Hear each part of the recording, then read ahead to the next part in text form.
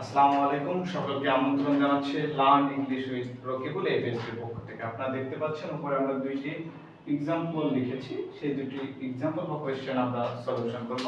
So এই দুটি question solution করার আগে আমাদেরকে দুটি নিয়ম নিয়ে আলোচনা করতে হবে, তারপর আমরা এই কোয়েশ্চেন দুটি সলিউশন করব। সো প্রথম যে নিয়মটি লেখা আছে যে ইট ইজ টাইম এবং it is high time.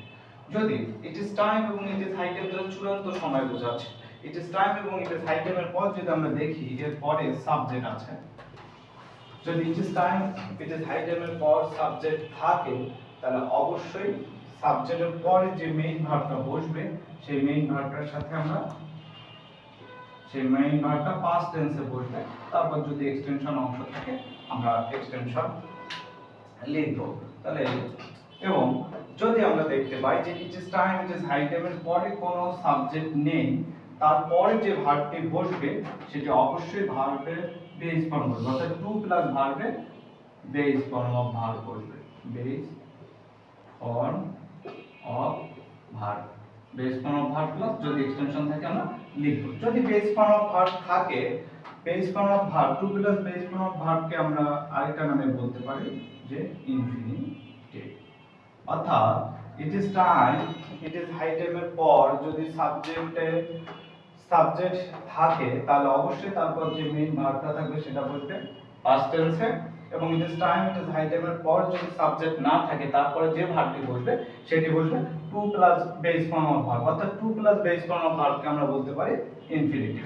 So উপরের যে দুটি নিয়ম আছে আমরা এখানে যদি একটা সাবজেক্ট দিয়ে দেই তাহলে দেখতে পাচ্ছি, তাহলে ইট ইজ টাইম, এই যে আমাদের নিয়ম অনুযায়ী এখানে ইট ইজ টাইম আছে, ইট ইজ টাইমের পরে উই এখানে রয়েছে সাবজেক্ট হিসেবে। সো আমরা এখানে বলতে পারি যেহেতু it is time it is high টাইমের পর আছে, তারপর যে মেইন ভার্বটি বসবে সেটা অবশ্যই পাস্ট টেন্সে বসবে। সো এখানে গিভিং এটা কন্টিনিউয়াস, এটা হবে না, বি গিভেনও হবে না, টু গিভ হচ্ছে ইনফিনিটিভ, এটাও হবে না। তাহলে গিভের পাস্ট ফর্ম হচ্ছে গিভ, তাহলে এখানে বসবে গিভ। তাহলে আমাদের রাইট আনসার হচ্ছে অপশন সি। এরপর আসি দুই নম্বর যে কোশ্চেনটা আছে, এখানে আমরা দেখতে পাচ্ছি it is time it is high time, অর্থাৎ ইট ইজ হাই টাইম রয়েছে, এরপরে আমরা এখানে দেখতে পাচ্ছি কোনো সাবজেক্ট নেই।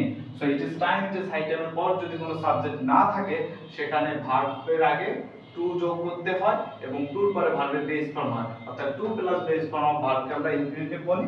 তাহলে it is time it is high টাইমের পর যদি সাবজেক্ট না থাকে তাহলে ভার্ব বসবে ইনফিনিটিভ হিসেবে, অর্থাৎ to plus base form of verb. এখানে to plus base form of verb হচ্ছে রিমুভ। সো আমরা বলতে পারি it is time it is high টাইমের পর যদি সাবজেক্ট থাকে এবং সাবজেক্টের পর ভার্ব থাকে সেটা অবশ্যই পাস্ট টেন্সে বসবে, এবং it is time it is high টাইমের পর যদি সাবজেক্ট না থাকে ডাইরেক্ট ভার্ব আমরা বসাতে দেই, তাহলে ভার্বকে ইনফিনিটিভ হিসেবে বসাতে হবে, অর্থাৎ টু প্লাস বেস ফর্ম হিসেবে বসাতে হবে। ধন্যবাদ সকলকে।